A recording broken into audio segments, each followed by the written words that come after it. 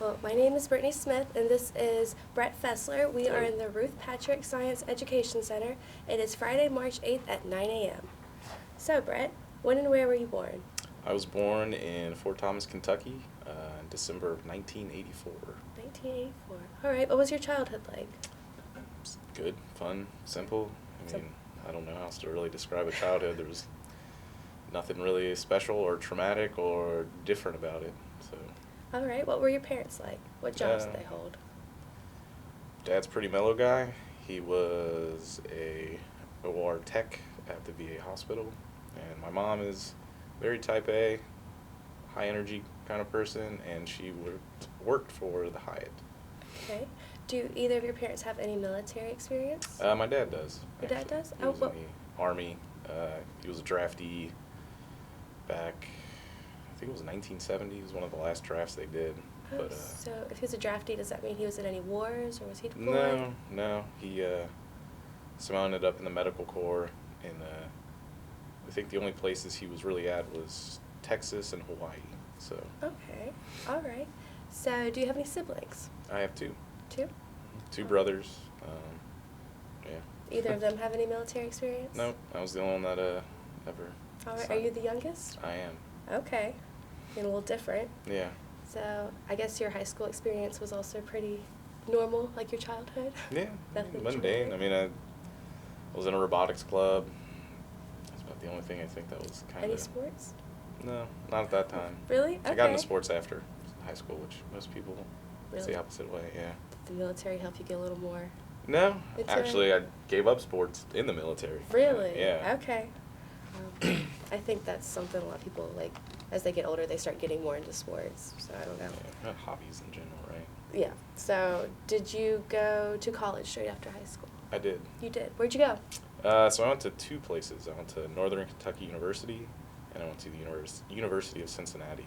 All right. Did you get any degrees from either of these places? No, not degrees. I did get a certification in paramedicine. I was a firefighter paramedic. So I got my paramedic certification through University of Cincinnati. How long were you a paramedic? 4 years for the paramedic job title. I was an EMT before that, though. Really? Okay. And then firefighting. How long did you do that? So I was a volunteer for like 24, 6 years. Yeah. What's that like?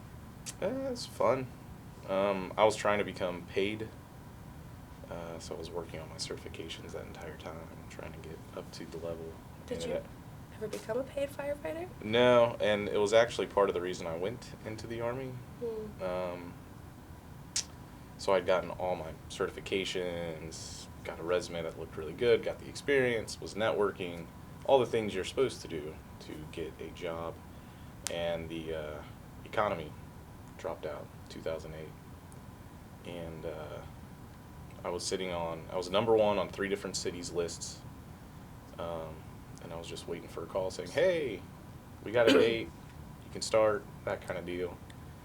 And I was actually in the hiring process for Cincinnati, and played hockey with a lot of the guys that were on Cincinnati. Even some, yeah. Okay. And I was talking to Eric McCarthy, and I remember him telling me in the locker room, like, hey, man, I would love for you to be on our department, but we're about to lay off like 200 guys, and we have to hire them all back. It's like, I don't know what to tell you, like, just keep being patient. And this is basically, I only had patience for about 2 years before I was just like, I think I need to change direction in my life. Really? So how old were you when you decided to change direction? I think I was 24. 24? Okay. Yeah. So we're going to backtrack a little. So I guess you didn't have any ROTC experience in high Nope. school? Nothing that would have prepared you for the military? Nope. Since this was an afterthought? I mean, I was in Boy Scouts, but I don't think that really prepares you for the military. I think it might instill some values, perhaps. Maybe. I don't know. It's Did you go all the way through? As far as Eagle Scout? I don't know. No. I think I made it up to like Star or Life. I can't remember. It's been a long time. I don't even know what that is. Okay. So, why did you want to do paramedic and get that certification? So I think, like most people that graduated from my high school, it always seems like there's really only a couple options, military being one of them. And I wasn't ready to take that leap yet. So I went to college and kind of was like, what am I going to do? What's my direction? And one of my best friend, Josh, was the best man at my wedding, actually. His dad was the chief of Fort Thomas, the city that we grew up. And he's like, hey, man, I'm going to go and volunteer at this fire department in Bellevue-Dayton. Maybe you want to try it out with me. I was like, sure. And I went down there and I loved it. So I was like, this is what I want to do in my life.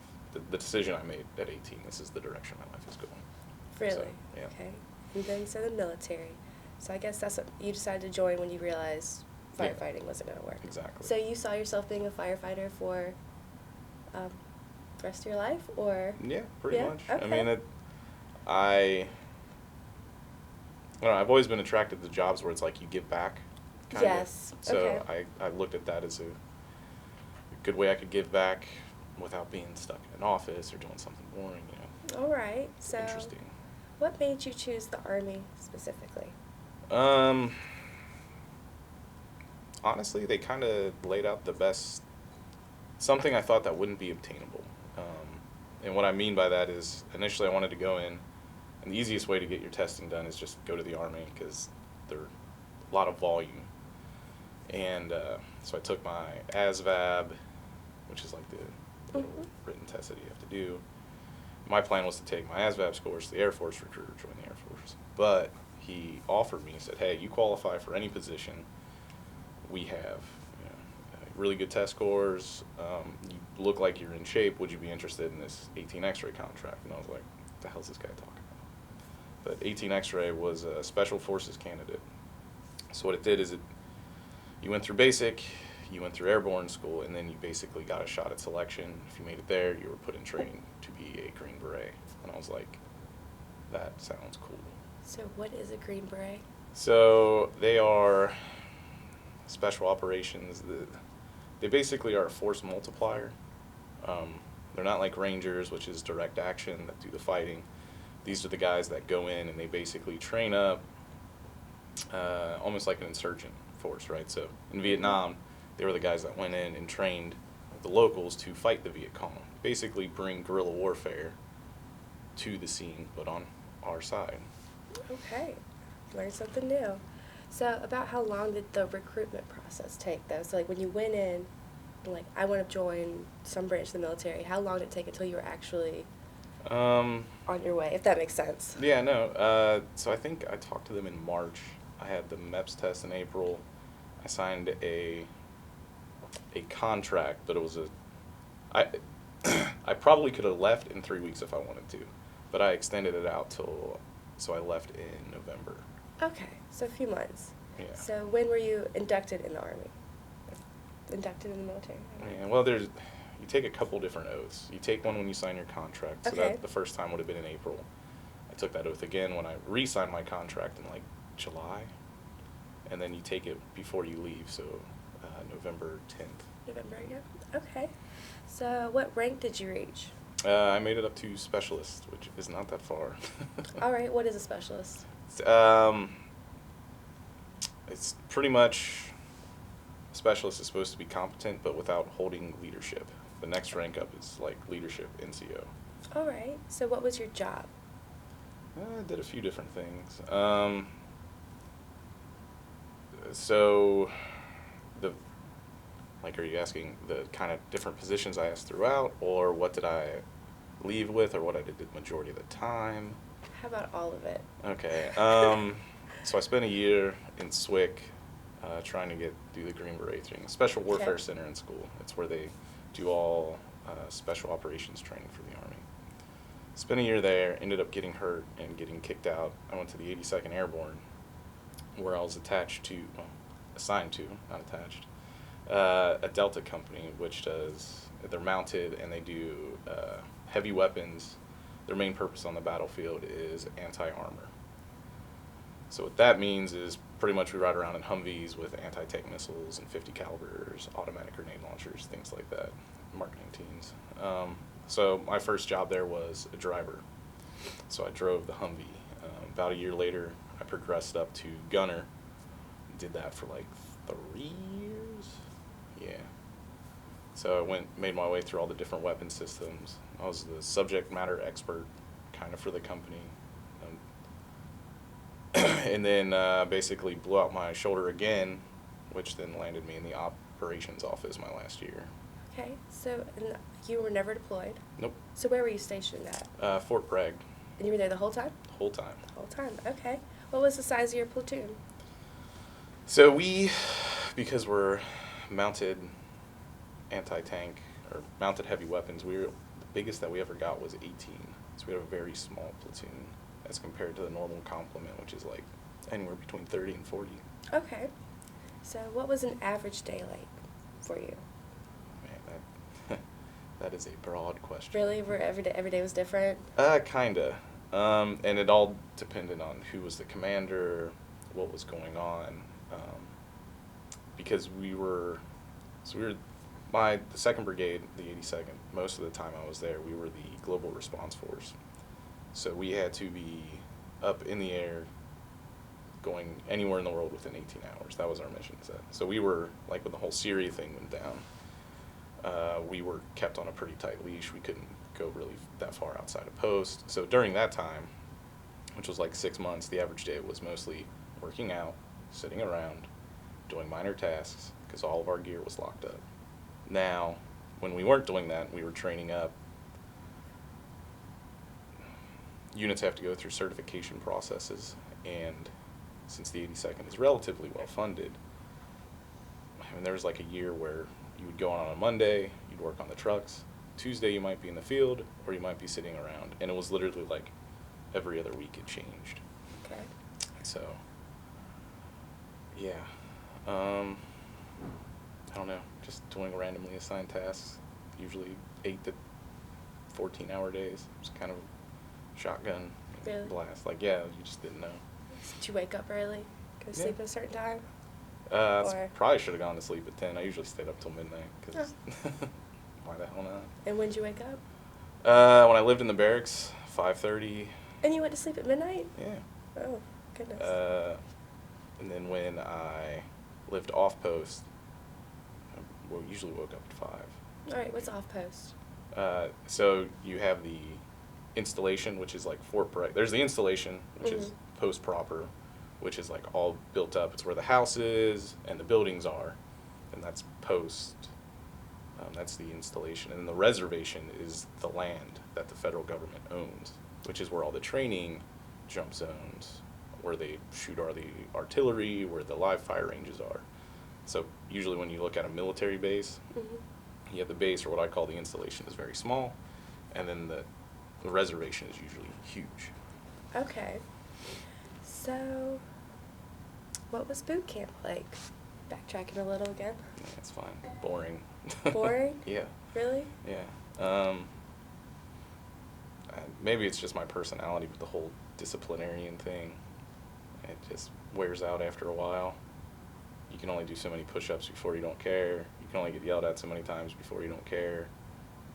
And like, I'm not really one to break the mold when it's something like that. Like, I'll push myself and I guess like break the limits, break through your ceiling that you set on yourself. But I understood the entire point of boot camp is to get you used to the Army and ready for your unit and things like that, and that you need to be open. And, so I didn't really stray outside of the lines that they wanted us to, because there was no point. No point. Yeah. What am I going to do by getting this can of dip from the PX? Nothing. It doesn't accomplish anything. So just do what you got to do, keep your head low, enjoy the ride, and it was boring. Okay, so with that, was there anything during training that made you question why you joined the military, or kind of like just go with the flow, just did it? Yeah, I mean, there's always those situations where you're just like, what the hell am I doing here? But there was nothing that was like, oh, I don't want to do this. I want to say one of the times that I was just, maybe upon further reflection, the one time I did question what was like, what am I doing with my life, was it's an airborne school, and it was the first time we were jumping, took off in the plane. Jumping? Yeah. Like jumping out the plane? Yeah. And I just remember looking around, and everybody's ghost white, 'cause it's all our first time. Okay. And I was just like, what the hell am I doing with my life? You know, just totally scared out of my mind. But How many times do they make you do that? so in jump school, you have to do it 5. I ended up doing it. My jump log says 26, but I think there's a few missing off there. So did you like it? Like, or Pros and cons. every time were you like, this might be my last time jumping out of a plane? I mean, those thoughts do go through your head, but I don't know. I always took comfort in statistics. People have been doing this. People do it every day. Were you by yourself or like? No. Okay. So I think a lot of the misconception between civilian skydiving. Yes, that's exactly what I'm thinking at the moment. Yeah. So there you go up to like 10,000 feet, and then Okay. you jump out and you have a long time. You pull your own cord. You have all the sky available to you, right? Military jumping is different because it has to be tactical. So you will fly about 1,000 feet above the ground. You have a static line, so you're hooked into the airplane. So the plane pulls your parachute when you jump out. And there it's about getting as many people to the ground as quickly as possible, as safely as possible. So when you jump out in the military, you're 1 second apart. And if you're doing a tactical entry, there's usually hundreds of people in the air at the same time. And then you need to get to the ground quickly because you're exposed up there. So usually you can do standing landings with civilian skydiving. Military, you hit the ground like a sack of crap. Really? Yeah. While you were up there, did you ever have anybody like panic, like they just couldn't do it, like? Or Or no, they all actually, just would have actually, to do it? the most tense part is exiting the aircraft because that's where injuries usually happen. Mhm. So if you don't hand off your static line correctly, then the next guy might not hand off his correctly, which means he can get a static line injury, which I've seen where like pretty much the line comes here and will cut your bicep. Oh. Yeah, it's terrible. Or you get drug, which means you get actually hooked on the plane. Oh, yeah. You're drug against it, and that only happens like once or twice a year, but it's always horrific to hear about. Those people are okay though, right? For the most part. Not usually. No. Oh no. So, do you have any friends though that were like doing this alongside with you, or? I mean, I made friends. You made friends, Yeah. Are these people still your friends now? Oh yeah. Yeah. Okay. Yeah. So, I mean, that's one of the benefits. One of the things I didn't realize would be a benefit is the kind of friends that you make in the military. Mhm. Like, you pretty much will identify with those people lifelong. Yeah, I believe it. So, yeah. I mean, we don't talk that often, but every once in a But while, still. yeah. And then we're trying to go out to Arizona sometime in this summer, and plan on meeting up with him, hanging out. How many Actually, people? Knoxville. I'm going to Knoxville next Really? week, and I'm gonna see. He was my old driver when I was a gunner, but Elliot. So. Very nice. Yeah. Okay. Well, what did you think of your commanding officer? Which level? I don't know. Okay. You have to tell me. So, your platoon level, you have a lieutenant. Your company Okay. level, you have a captain. All right. Then your battalion level, you have a lieutenant, lieutenant colonel. And those are pretty much the 3 ones that you kind of get an impression of when you're just doing the daily work, whatever your job is. There were 3 lieutenants that I had that were outstanding. Max Underwood is like the definition of a fighter. And if you saw the guy, you'd be like, that's somebody I don't want to fuck with.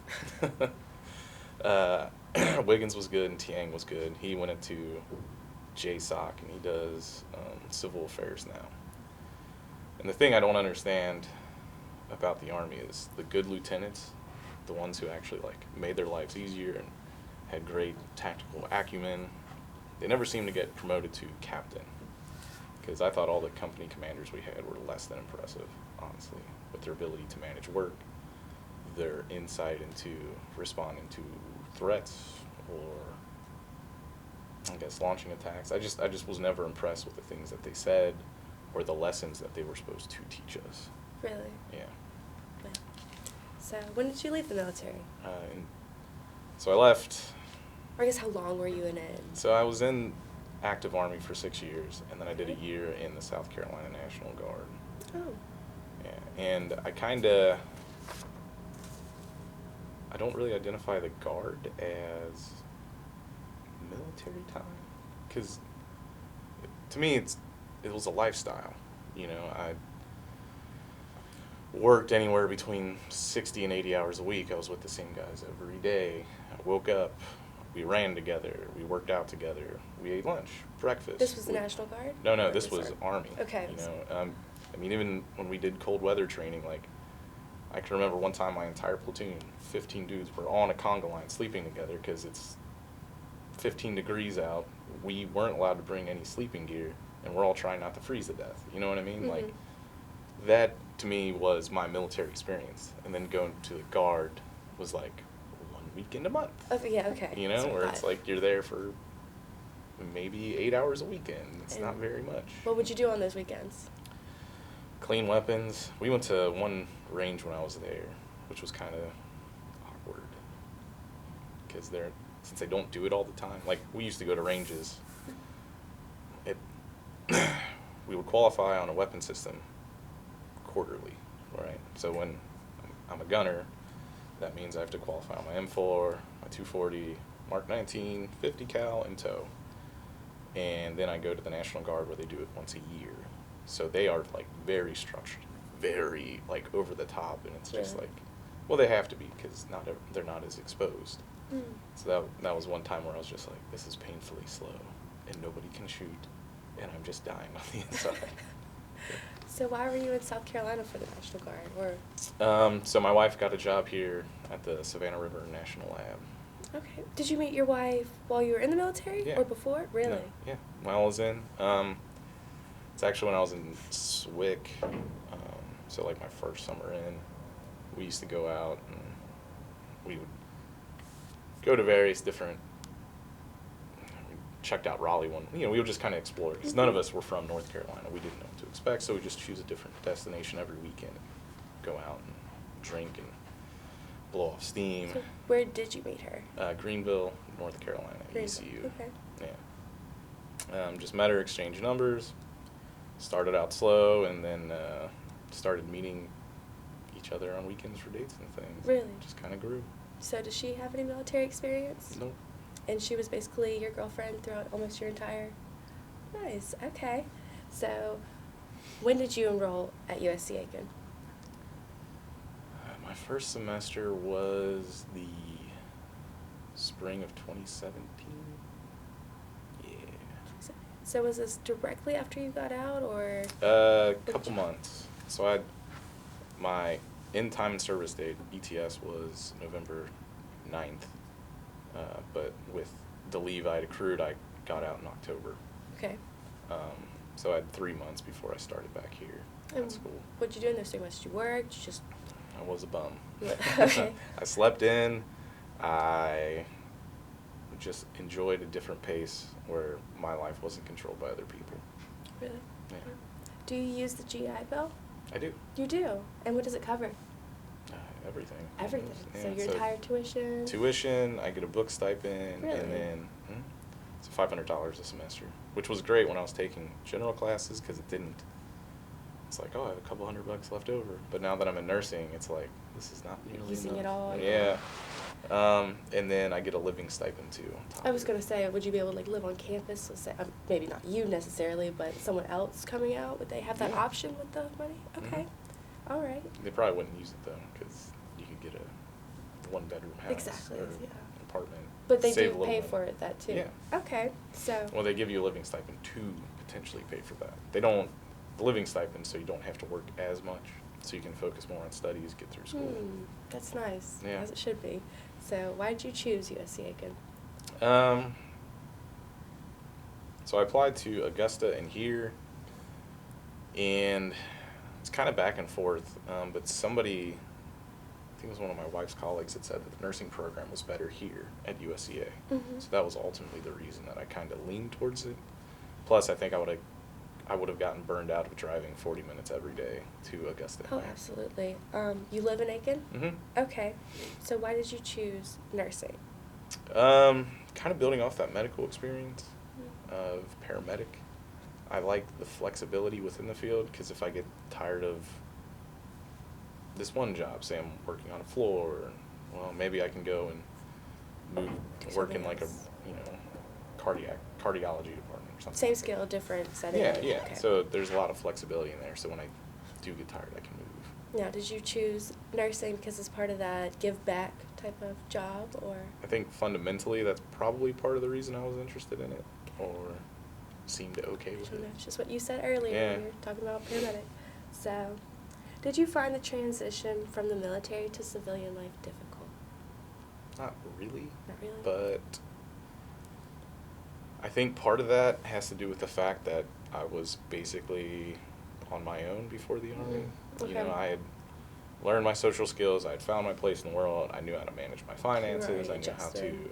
you know, basically be an adult before I joined. Okay. And I can see why some people, you know, they leave mom and dad's house and they go to the Army and everything's provided for them and they get out. I can see why some people, Might have some trouble. yeah, What are your after graduation plans? go to school again. Go to school? Yeah. So I want to get my master's. Okay. Become a nurse practitioner. That's the game plan right now, but we'll see what happens. All right. Do you think your military experience has influenced your school or your work ethic? Yeah. Yes? I think one of the things that I learned through the military or Army experience was just sometimes the answer is to put your nose to the floor and just dig, work. You know, there's nothing else that's going to solve a problem other than time and effort. Unfortunately, you know, that meant a 20-hour workday sometimes. But it's good here because, I mean, I have a wife and I have a kid, and sometimes time doesn't allow me to put my schedule the way that I want it to. Of course.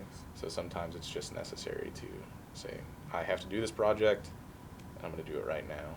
And I've gotten used to just pushing through and getting Pushing it done. through. Yeah. Well, likewise, do you think this military experience has affected your, let's see, what's my question exactly? Have you translated your knowledge gained from the Army to your civilian life? Basically the same thing what I asked with school, but Yeah, I mean, to your everyday. outside of like working harder and understanding like what tough is, and Mm-hmm. which is kind of a subjective statement. I don't know why I said that, but whatever. It's kind of hard because one is more like the attitudes and the things that you gain. Like I became more of an extrovert in the Army because you need to meet people. Mhm. I know what working harder means now, at least for me. But like when you talk about skills and other things, there's nothing I gained there. Really? I was in infantry. You know, I learned battle tactics, Huh, yeah. Don't think how you to would shoot take that out. weapons. Like there is no job for me in the outside world Okay. that does that. So All right. Well, with that said, have your interests changed because of the military? yes, Yes. and No. I still have a lot of the same base interests. Of course. A lot of the hobbies I had before I came in, I gave up because, I mean, Fort Bragg has a hockey rink, but they don't have a league, so it's not like I can just pick up playing again. I feel like I never really watched TV too much before the Army, and now, I don't know. I guess I just got used to that hectic lifestyle, where now I'm okay with just turning my brain off and vegging out and doing nothing. Yeah. When I used to not be that person. Really? Yeah. Well, I think the more busy you are, you don't really feel the need to do that. But Yeah. much I used to just, instead of reading TV or watching TV, I used to read all the time, and it's something I just haven't changed back to. don't read that much anymore. No, I don't know why. Well, do you think there are any improvements that USC Aiken or schools in general could make to prepare someone who is transitioning from the military to college? Yeah, like you said, it was not that difficult for you, but of course for other people it might be. Yeah. Well, I mean, I asked my friends, because even though I wasn't an NCO, I still acted in that role a lot of times, especially the last 3 years. So I still have people that I call my soldiers, who are my friends. USC Aiken does a lot to help people transition and kind of understand what they're getting into, especially if they need to reach out and find tutors, things like that. I would like it if other skills kind of picked up on USCA's example. Really? Yeah. Okay. Because I have friends that one goes to ASU, another one goes to, it's not Oklahoma State, but it's one of the community colleges there that you know, you can go there and then you get in kind of deal. And they really don't have that much support as, say, USC Aiken offers. you know, Okay. as far as finding other people that have been in the military and just letting people kind of bullshit about it. Okay. So, I think the school prides itself with its veteran fairs, I suppose. yeah. So, what's your life like nowadays? Just school? School. Boring, but a good boring. And you do have a kid? Mm-hmm. Just one? Just one. Plan on having another one? Yeah, Anytime soon? hopefully. Hopefully. Okay. Yeah. All right. So, well, I guess you're just enjoying your life right now. That's really all I Yeah. got for you. So, Yeah. all right. Well, thank you very much. Thank you.